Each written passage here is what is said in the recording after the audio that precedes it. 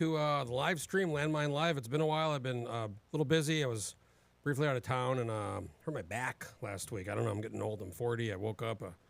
Not great. It's starting to feel a little better. But back issues are the worst, and I don't wish them on anybody. A lot to talk about today. I want to talk about Treg Taylor getting in the governor's race.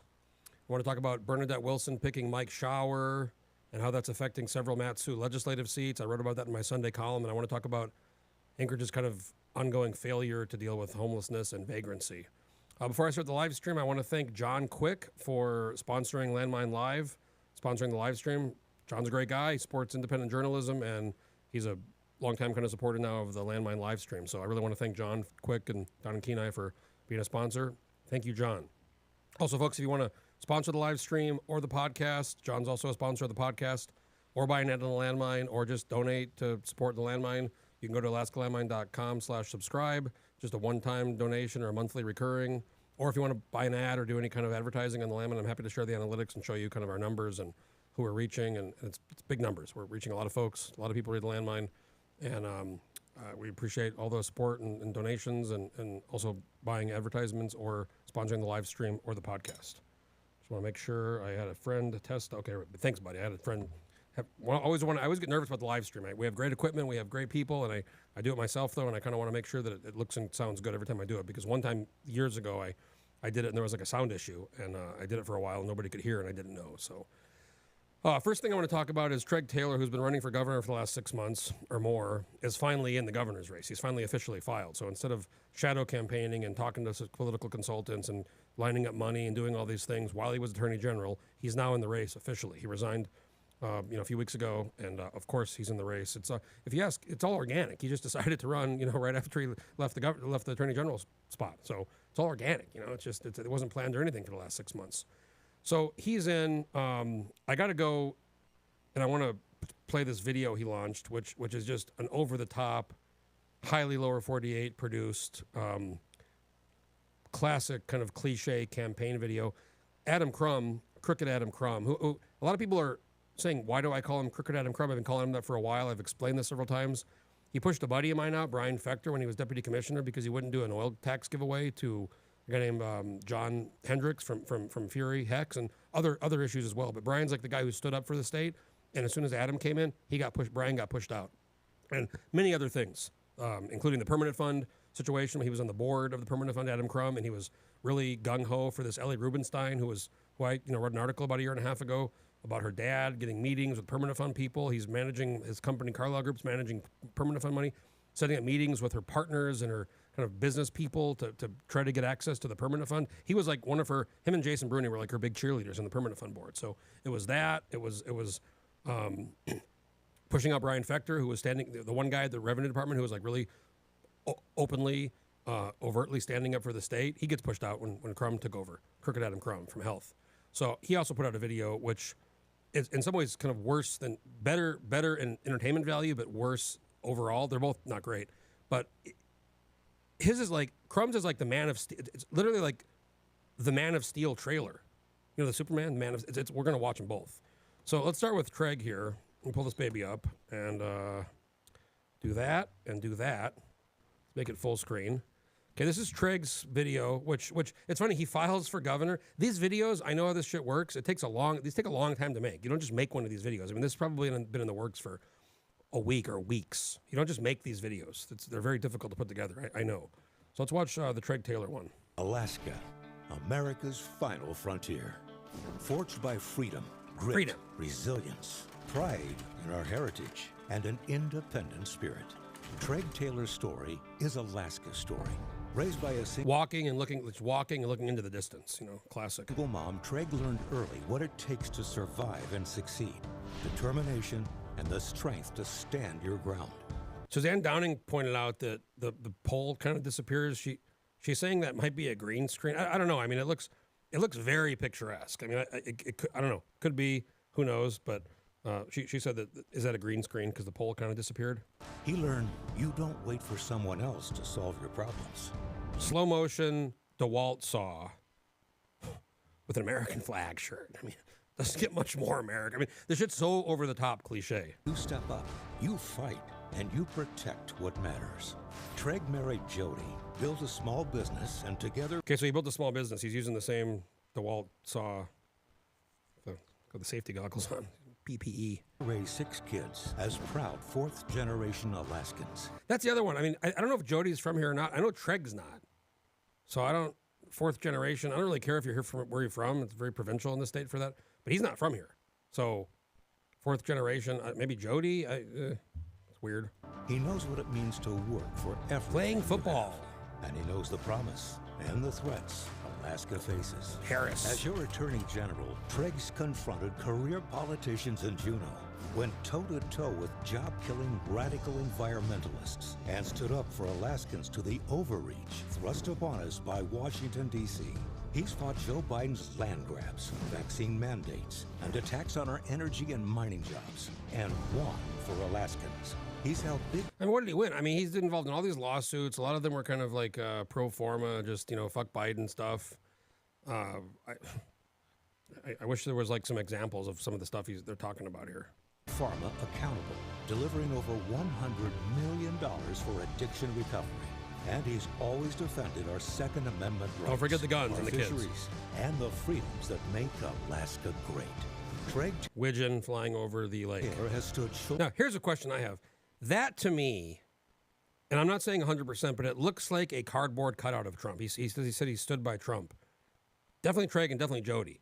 Is that a cardboard cutout? I mean, maybe it's not. I don't know. I mean, it doesn't look like a person. It looks like a cardboard cutout. I don't know.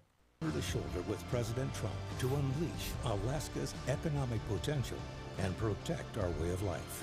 And he's taken on anyone who put politics ahead of Alaskan families. But with costs soaring, shrinking dividend checks, and good jobs hard. So here's my question. It's like shrinking the dividend delusion, one.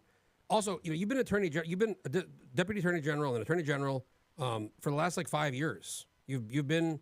This is the same thing with Crumb. We're going to get into this stuff. I mean, they're talking about how bad things are. So, like, are they saying Dunleavy sucks? Their old boss? It's just so strange how these, everything's bad. I'll fix it. I was in the government. I was the attorney general for 5 years. But don't worry. I'm gonna once I get in really in charge, I'm gonna take care of business. Fine. Too many Alaskans. Yeah.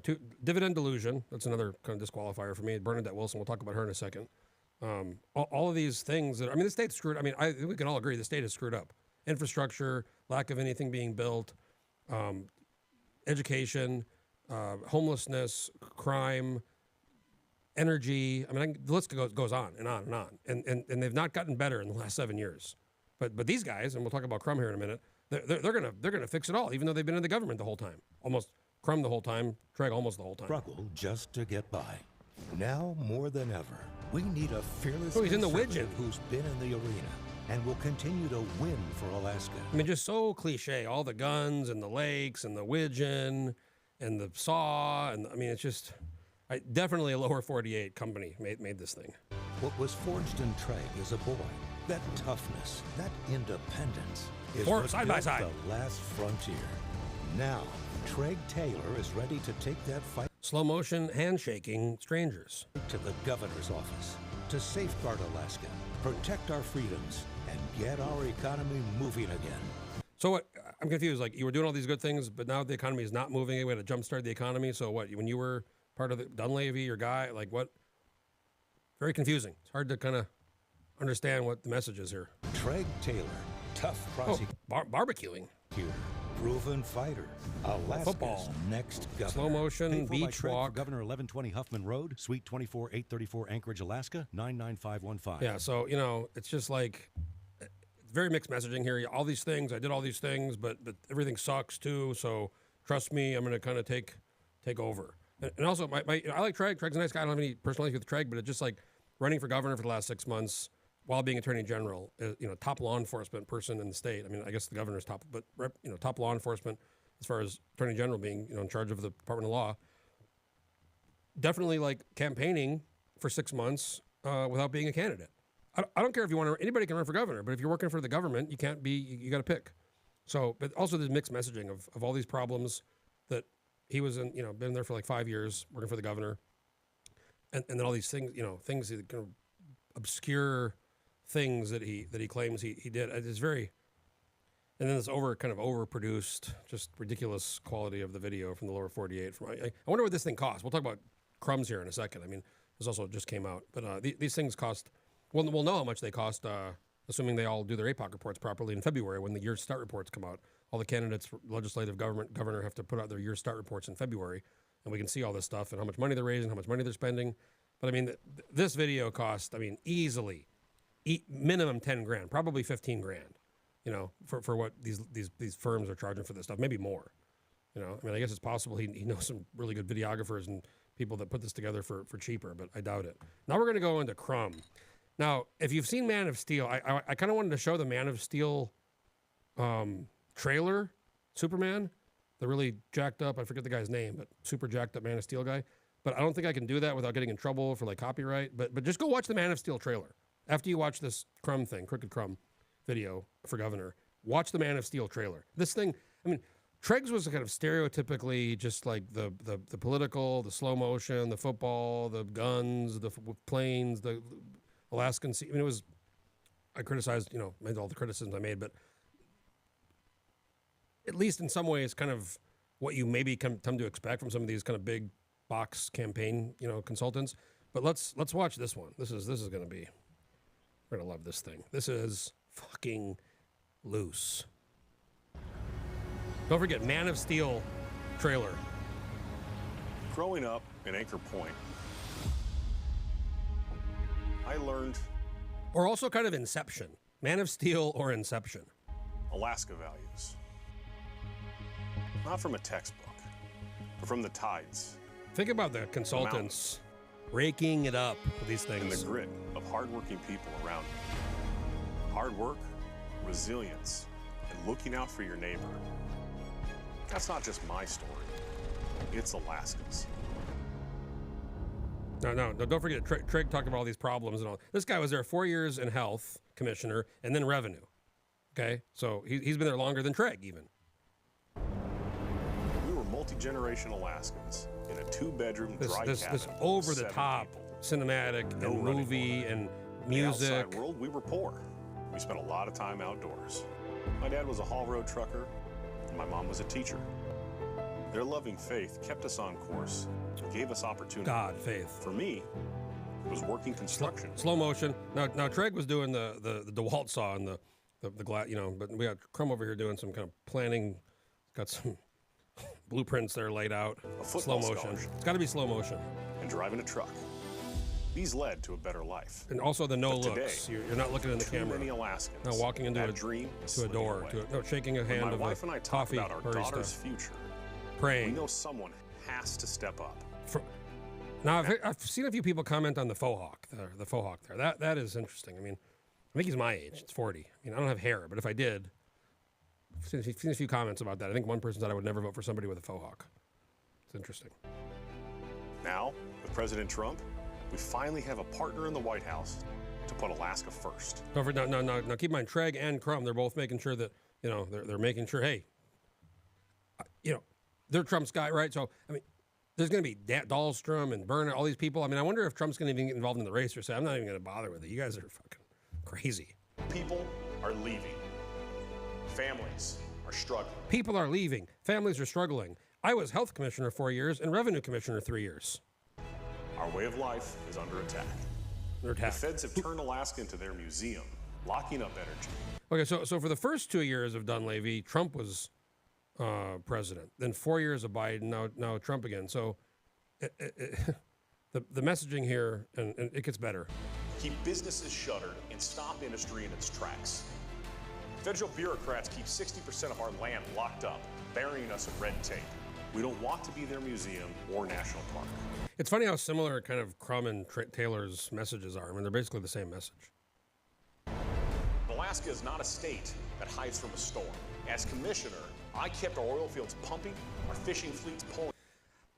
How did you keep our oil fields pumping? You were health commissioner, revenue commissioner. You have nothing to do with that. I mean, maybe DNR commissioner could, you know, but even that, it's like, this has nothing to do. This is so disconnected from these positions of these commissioners. It's wild. Nets, and I led the push to bring cruise ships back to our ports. But what did he do on fishing? What do you say about fishing? From the moment I stepped into that role, ships back to our ports that hides from a storm. As commissioner, I kept our oil fields pumping, our fishing fleets pulling nets, and I led the... How did you keep our fishing fleets pulling nets? I mean, what is he talking about? COVID? I mean, I don't know what he's talking about. I don't know what he means. push to bring cruise ships back to our ports. From the moment I stepped into that role, I worked to strengthen our finances, optimizing investments that brought new opportunities to our doorstep. Yeah. You were in the permanent fund board, dude, for that when you were a whole revenue commissioner. Look at that. I mean, look at the POMV draw, the problems of the fund performing compared to just index funds, the S&P, your L.A. Rubenstein kind of fascination. Look at those boots, the slow motion with the boots. In Alaska, where prosperity isn't a dream for the few. And don't forget that event he had, he was reading from a teleprompter. But attainable for all. Oh, this fucking music. Tonight's not about my... Okay, now Craig had the Widgeon. He's got the Cessna. Okay, so we got to make sure we throw in the scenery and the lakes and the water and the plains. We got the Cessna, and Craig had the Widgeon. It's about our story. I refuse to let our future be written Teleprompter. by someone else. This is our home, our land, our future. Look at teleprompter. I mean, come on, bro. Look at that. What are you, the president? Jesus. We can't just stand still. We have to move forward with purpose. When you love a place like this, you step forward. You fight for what matters. That's why hugging dudes, tonight, right? Look at that. Got to hug. I stand before you to announce I'm running for governor of the great state of Alaska. Businessman, fighter, Alaskan. I mean, it's like the Man of Steel trailer. Thinks he's the Man of Steel, I guess. How bizarre. So you got Trigg and Crum talking about how bad things are, even though they were kind of running the show. You know, what are there 13 or 14 department heads? I mean, these guys are confirmed by the legislature.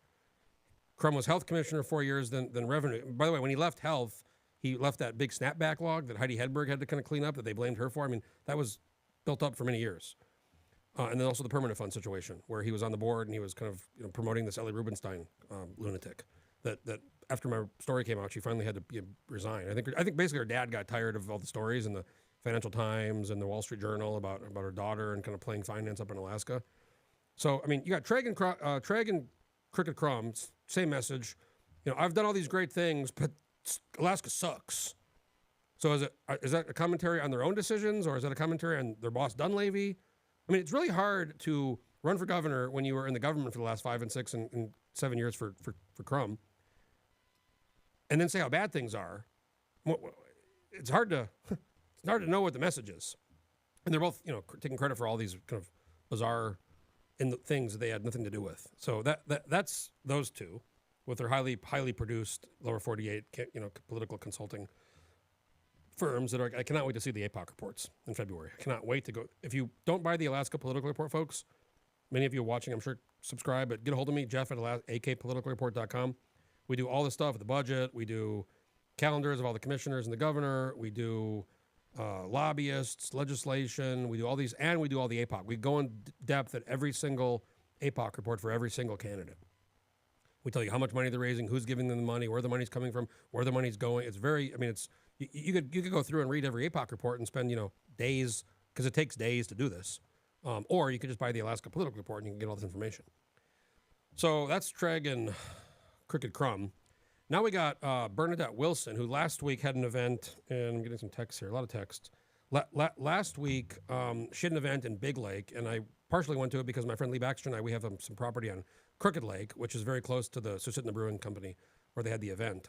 I wrote about this in my Sunday column. She chose Mike Shower as a running mate, which is no surprise. I mean, I kind of knew that and predicted that. And I'm going to talk about what that does for many Mat-Su legislative seats, but also I wrote in my Sunday column, you can read about the account of what happened, but I mean, she spoke for like 30 or 40 minutes. It was wild. But I got there, and when you walked in, they asked for your name, phone number, email address, mailing address. And it like wasn't optional. These two women were at the door, and you had to kind of give this information. And I said, can I just not give it? And she's like, well, you can just give like bullshit information if you want, or you can just give the information. I was like, okay. So I go in. I'm not there very long. It was a not small turnout, but maybe 40, 50. It wasn't like huge or anything. I saw some staffers and people I know, and there was a bar. It's just in the Brewing, which is actually really nice. First time being there. That's a really nice place, right on Big Lake. Great view, great inside. I mean, the layout of that. I mean, really highly recommend the Sit in the Brewing Company. I'm going to be spending some more time there. So I'm kind of mingling, talking to some people. Right away, I saw the lunatic, Sue Happy, sociopath Amy Demboski in there, which was like not great. And then I saw Doug Massey, who we're going to talk about a little bit. He's a candidate who ran against Shower almost 3 years ago now. He was there, and then a bunch of other people. So I'm sitting there, and I'm kind of talking to people, and this lady came up to me, and she's like, "Hi, I forget her name." She goes, "I'm Bernadette's campaign manager." I said, "Oh, hi, nice to meet you," and talked to her for a second. And then she goes, "There'll be no recording, live streaming, or filming of the event in any way." I go, "Okay." Wow, really? I said, are we at a public event? What's going on? Is this a political event, a public event? It is public, yes, but no recording, no streaming, or no filming. I go, okay. He says, what about that guy? Because there was a guy, I think his name is Lauren Bretz. He used to work for the governor. His wife was there. His wife was the one talking to Demboski. And I think Rena, Princess Rena, if you recall from years ago, that was the moniker she used, Princess Rena. Anyways, I said, what about that guy? He's filming. Oh, he got permission. I go, well, how does one get permission? Oh, it's too late for that. Okay, that was just a weird start. I mean, it's the first interaction I really had in there. So then like 5 minutes go by, and I got a beer. I'm standing there, and this lady comes back, and she goes, I've spoken with Bernadette. Like, okay. And she goes, you can film or stream her remarks and her remarks only. And I just thought, okay. I just said, whatever. I mean, I didn't tell her this, but I was like, I'm not interested in being able to stream or record or not. I mean, it's really, you'd think you'd want somebody to, if you're running for office, you'd want somebody, I mean, we got, Landmine's not a small platform. We reach a lot of people. You'd think you'd want somebody to put that out there so people could watch it. It's going to get a lot more views than her platform. I mean, not a lot of people follow her. She just filed for governor, a few months ago. So anyways, they start this thing, and here's the really crazy part. As soon as they start, there's these 2 female bartenders that were working hard, serving drinks. Some people tried to get another drink. We're going to do a shot of Fireball. And they go, oh, I'm sorry, we can't serve drinks. I go, why not? What do you mean? What's going on? They go, we were told we can't serve drinks during the event. So Bernadette has the event at the Brewing. They served drinks for a little bit. I don't know what time they opened, maybe an hour. And then for an hour and a half, nobody could buy drinks. And these 2 bartenders had to watch this political event. I hope they compensated them for lost tips. I mean, I really do, because I thought that was wild. So it was, typical kind of, pledge and national anthem and praying, and some lady got up there, Pam Malin, the former deputy mayor, and she was described as a businesswoman by day and a political hitman by night or something by choice, or sniper. I don't know, it was kind of weird. And then they had Byron Donalds, the Texas congressman, who I like a lot, but Florida congressman, who I like a lot, and does a video for Bernadette. And then she gets up and does 30 or 40 minutes. And she spent a lot of time on what I call the dividend delusion. So I don't know. I know Bernadette pretty well. I like Bernadette. I really do. But I don't know if she doesn't know better. Like if she thinks we can afford $2.5 billion, $2.75 billion dividends, which is half the budget, half the revenues. Or if she just knows better and is like, well, I got to say this to get elected. I mean, either one's bad. Maybe the first one's worse. Then she brings out Shower. He talks, not nearly as long. And, she focused on the election integrity stuff, something he's been working on. But now and she's the first one, there's 9 Republicans in the race, or 10, I guess, 10 Republicans in the race, and Tom Begich, who's kind of a holding place unless Mary, that's a weird one for him. He said he's running unless Mary gets in, I'm getting out. I mean, are you in or out, dude? I mean, it's weird. It's very strange. So she's the first one to pick a running mate. Now, in the new system, we have ranked choice voting, open primary. The governor picks the running mate. This is the second time this has happened. It passed in 2020. 2022 was the first one. So Dunleavy picked Dahlstrom before there was a primary for the lieutenant governor separate. So Bernadette's the first one to pick a running mate. Now she picks Mike Shower. Now Mike Shower's a senator.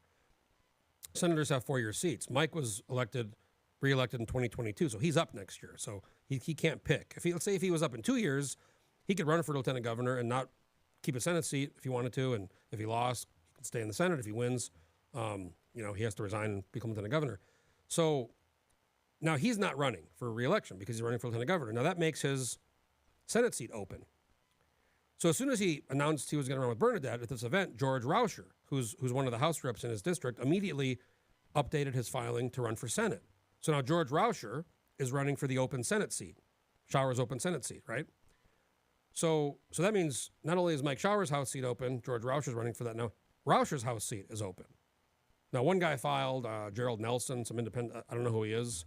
I know Forrest Wolf, who's a longtime legislative staffer who ran in 2022 in East Anchorage. He's now moved out to the Valley, so he might be running potentially. But the other situation is Kevin McCabe is also the other rep in Showers District. And Kevin McCabe told me he has not ruled out running for the Senate seat. So we could have a situation where McCabe and Rauscher run for the Senate seat. Now, Doug Massey, who was at the event, he ran against Shower in 2022. Don't forget, he beat Shower in the primary by quite a bit. I mean, not a huge amount, but it was kind of like, wow, shocking. So a lot of people thought, wow, Shower's done. But then Shower got nervous and Shower got activated. And I think Massey got a little bit complacent and lazy. And then Shower beat him in the general. So Massey files several months ago. But he didn't say whether he's going to run for the House or the Senate. So now I asked Massey, what are you going to run for? And he goes, I haven't decided yet. Now, if Massey's in McCabe's district. So if McCabe runs for the Senate, Massey will certainly run for McCabe's seat. Or why not? That's a much better situation, odds to win a House seat than a Senate seat.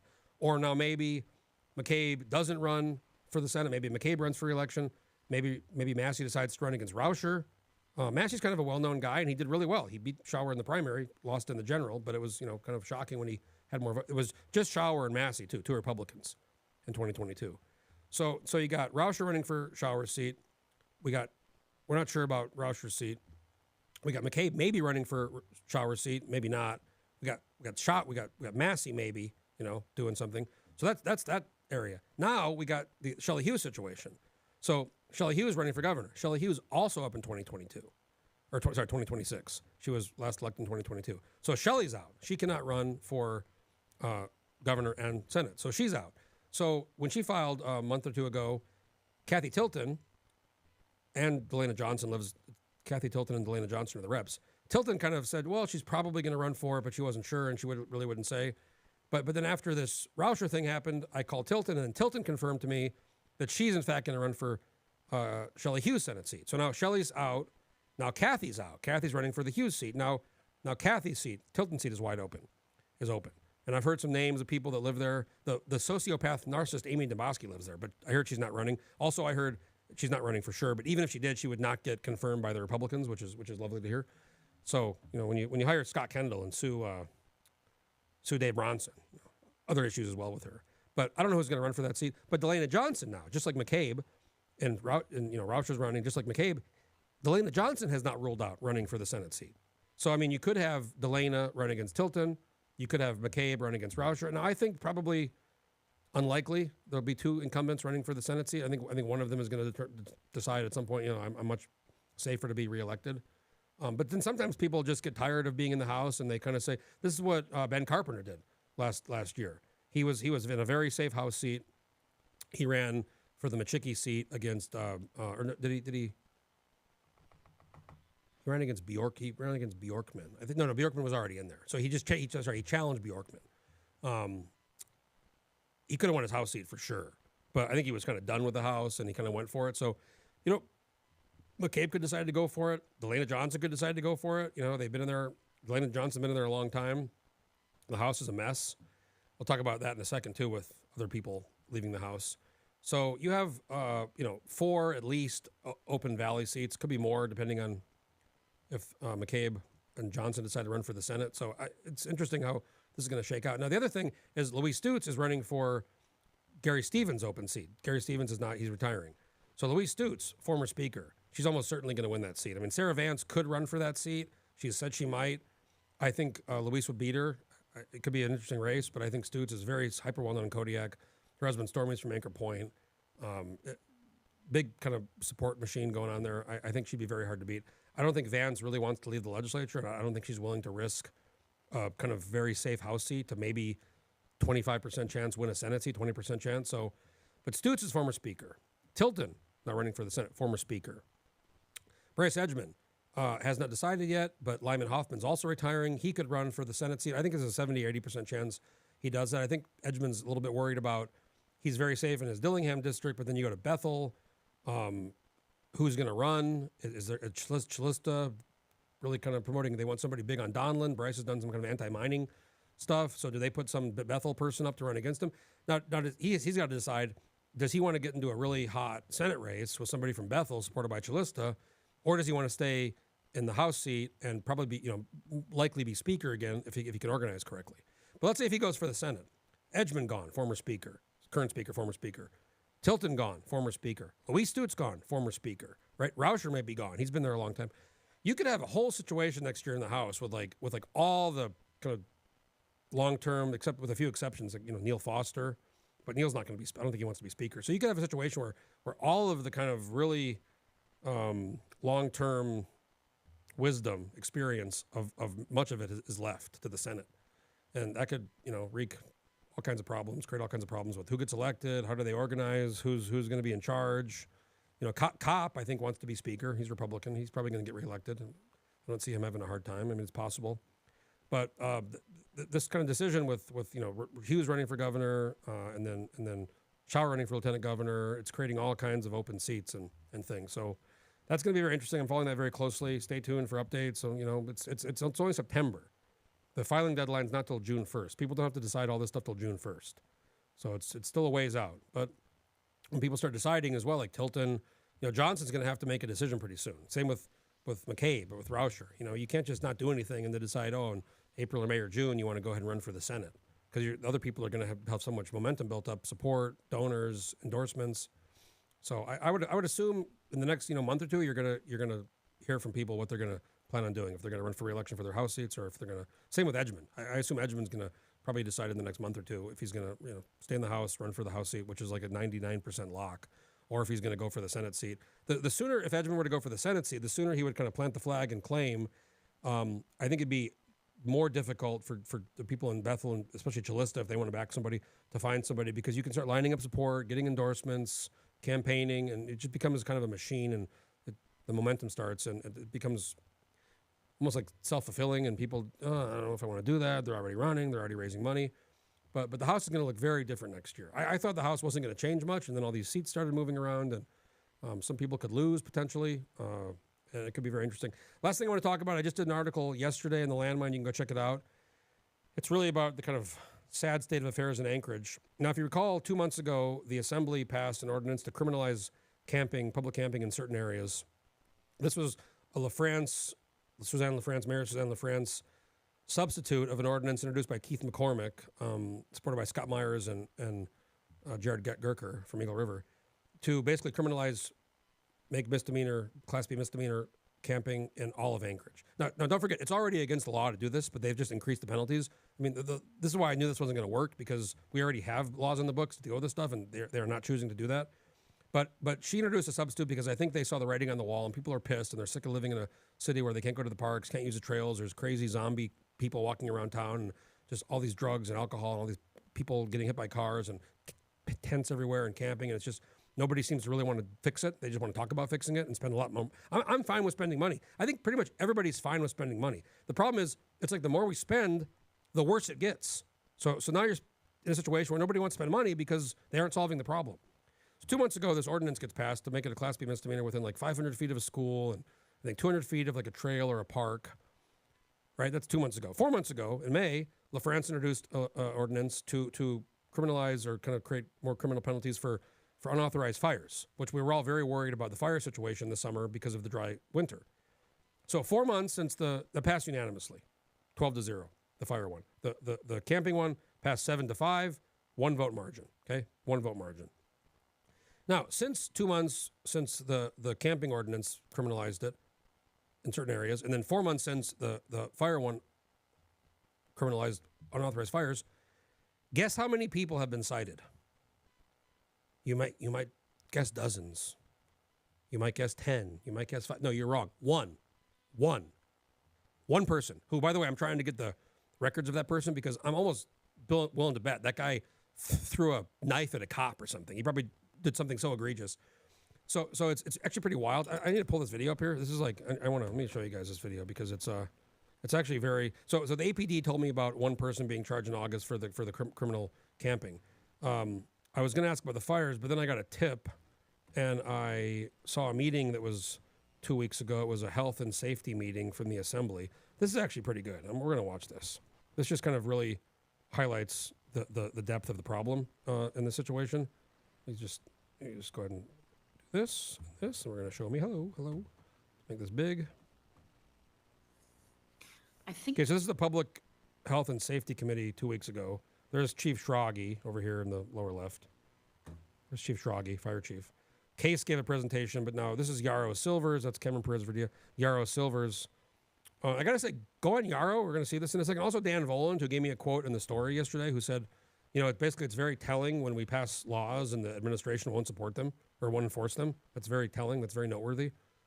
Everybody else was kind of just, we have more tools in the tool belt, and we're not trying to focus on arrest. We're trying to focus on compliance and enforcement. Bullshit. It's all bullshit. Let's watch this. This is really interesting. My question is probably more for APD. I wonder if Chief Case would be willing to come back and answer. By the way, one more time, I want to thank John Quick for being a sponsor of the live stream down in Kenai. Thanks a lot, John, supporting independent journalism. This is good. This is really good. How many citations have you had for these outdoor fires? Or how many have you issued? This might be the answer that most encapsulates the unseriousness of the people in charge. It's a low number. It's a low number. I believe it may be, even zero. It's a very, very low number. Might be zero. And I think the challenge. It's low. Might be zero. A friend of mine told me it's like when you tell your mom, did you clean your room? Yeah, I'm working on it. Yeah. How much have you done? Well, I haven't started, but I'm working on it. Challenge with this particular ordinance, which we talked about heavily going into this, is the calls coming in, AFD getting the call, their response, APD's response, making sure that all of them are coordinated at the same time. Now, my response to that is like, I understand that's probably true in most cases, but Davis Park, when these people announced that they were going to torch and burn down Davis Park, which they did, and they weren't even hiding it, they announced it, there were cops all over the place. And that was in June. That was a month after the fire ordinance that criminalized unauthorized fires was passed. That was a month later, and there was cops crawling around Davis Park. And these people literally vocally announced, we're not going to be abated. Don't kick us out. If we do, we'll fucking burn it to the ground. And then they did. So I don't buy this. Our response to those type of fires, once we get notified, is priority in the stack. And keeping in mind that although fires are a problem, like we all recognize that. Oh, shit. When the fire department's on scene and putting out the fire, the safety risk, immediate safety risk is gone. And so, if officers are on a person crime call, that doesn't bump priority over a call that, there's an intervention. So the priority of APD's response to fires remains the same. We didn't change that in our call stack. I got to say, really shout out, to Yarrow for actually pushing back on this and, probably just being so frustrated with this whole mess in our city. And so that has always kind of been the limiting factor that we've talked about that will not, once the ordinance is passed, it's not immediately going to result in, a lot of arrests. And we shouldn't have that expectation. Not going to worry about it. Has any private property been damaged by any of these fires? Fences, sheds? Have any houses been and public property. outside walls of houses? Yes, this is Chief Schrage through the chair. Yes, there has been private property damage. And think about public property too. I guess my other question is, it seems like people aren't really taking the ordinance seriously. Yes. Correct. And it seems like part of that could be because of the lack of enforcement of it. And I know, APD isn't going to want to be out there enforcing the fire ordinance all the time. But if you look at speeding, APD isn't always out there looking for speeding, but sometimes you have enforcement events, where you. That's a great point. And I think we all probably speed a little bit here and there, but we're all aware that if you're speeding, you're probably going to get caught. Maybe lately it seems like there's not a lot of cops out there. We talk about that, but we know that if you're speeding, especially if you're aggressively speeding, you're probably going to get pulled over. Somebody's going to call the cops, and you're going to get in trouble, likely. With this fire stuff, it's well, we don't cite it. We don't. Cops aren't there. But even when the cops are there, like at Davis Park, we don't cite it. Some officers go out on the bridge and they do an enforcement event. They do a speed trap. Can APD do enforcement events on these outdoor fires to help people take the ordinance more seriously and act probably more as a deterrent? I definitely understand your question, Member Silvers, and kind of what you're getting at. That's a little bit easier said than done. Is right? it? Is it really easier said? How about when when you get caught setting a fucking fire in the middle of the woods or at a park or at a homeless camp, you get in trouble. How hard is that? It's not hard. We have patrol officers do a proactive enforcement in, I mean, really what you're kind of talking about is camps, right? Like that's, like if we were to say, officers, I need to direct your attention so that you potentially can be proactive. Yes. In citing. Yes. Yes. Great idea. We're talking about camps. Great idea. And great idea. Sending officers around to camps to enforce, which again is possible, but I think that if I go back to. Listen to his voice. It's possible, but, you know, maybe not. The work session and the many conversations that we had Here, this is really rich right here. This is actually the richest comment of all. Passing of this legislation. That was one of the concerns that I think a lot of the members had, is how we're potentially this is going to be disproportionately applied. I think that was one of the fears. Disproportionately applied. What does that mean? What does that mean? Disproportionately applied. Well, I think it means that the people setting the fires are in the homeless camps almost entirely. So yes, we're going to target the people who are in the homeless camps. And I don't think anybody gives a shit what race you are, what color you are, what sexuality you are. No one gives a shit. If you're setting fires and you're creating danger that could burn down the city, you need to get in trouble and be charged, and to the fullest extent of the law. But it's just what? How can you even say that? We're worried about disproportional enforcement, be disproportionately applied. So what does that mean? So we're going to just ignore it? Are we going to wait till this? I mean, thank God nothing really. There was a lot of fires this summer, lots of fires, which got put out. But it's like the one that could very likely someday happen in this town when the winds are right and all these factors are aligned, the stars are aligned. Boom, the city burns down, or much of the city, the hillside burns down. Then are we going to be worried about disproportionately applying the law? So we haven't done that, kind of knowing that was the history of some of the conversations that we had. It can be done. It just, dear God, it's probably maybe a little bit of a broader conversation. This is who's in charge. That's who's in charge, folks. I guess I just have concerns because a lot of these fires, people are blowing up propane tanks. Yes. I mean, these are not fires where people are warming, their fingers and toes. These are fires where people are not taking this ordinance seriously, and they're partying, having bonfires or whatever, blowing up propane tanks, burning structures. Yep. And, private property has been damaged. And it's been not a very dry year. And so we got lucky there. But in a drier year, the results of this could be devastating. And so I think some kind of deterrence Bingo. probably needs to happen at some point. So I guess that's a conversation we can go down that road further. Yeah, and if another time. Yeah, Mr. Chair, if I may respond, I think one of the conversation I'll probably have with Chief Schrage, not that I expect the fire department to do enforcement, but I know they have a lot more data on where these fires are occurring, and so that maybe be able to hone us in a little bit going into that conversation, so we're a little more educated. Yeah, we'll work on it. Thanks for being here. So that's that. So LaFrance has been in office 14 months? July 1st, August, more than 14 months. So, I mean, she's coming up on halfway through her term. It's a 3-year term, right? So what's halfway? 18 months? Not great. I mean, just not great. Other thing with LaFrance, it's like, where has she been? I never see her. I mean, she's at the assembly meetings. It's like hard to even get to her, talk to her. I mean, she's not doing events. She's like hides at the palace of City Hall. She had that weird event a few months ago where they had remember I did a live stream about the RV resort? They kept calling it RV resort. They insisted on, it was like a Parks and Recs episode. They had this big ribbon cutting, and then they were like, oh yeah, we haven't even put out the RFP yet. We have no idea who's going to do it. But we're on top of it. Mike Robbins over at ACDA. That was bizarre. There was no AV or sound system, so nobody could hear because we were over there by 3rd and Ingra. It was like right by the Merrill Field and 3rd Avenue. So there's cars rolling by and airplanes. Nobody could hear. And then she didn't have like a stand set up, so they had to come and bring a stand so she could read her notes. It was totally like an episode of Parks and Rec.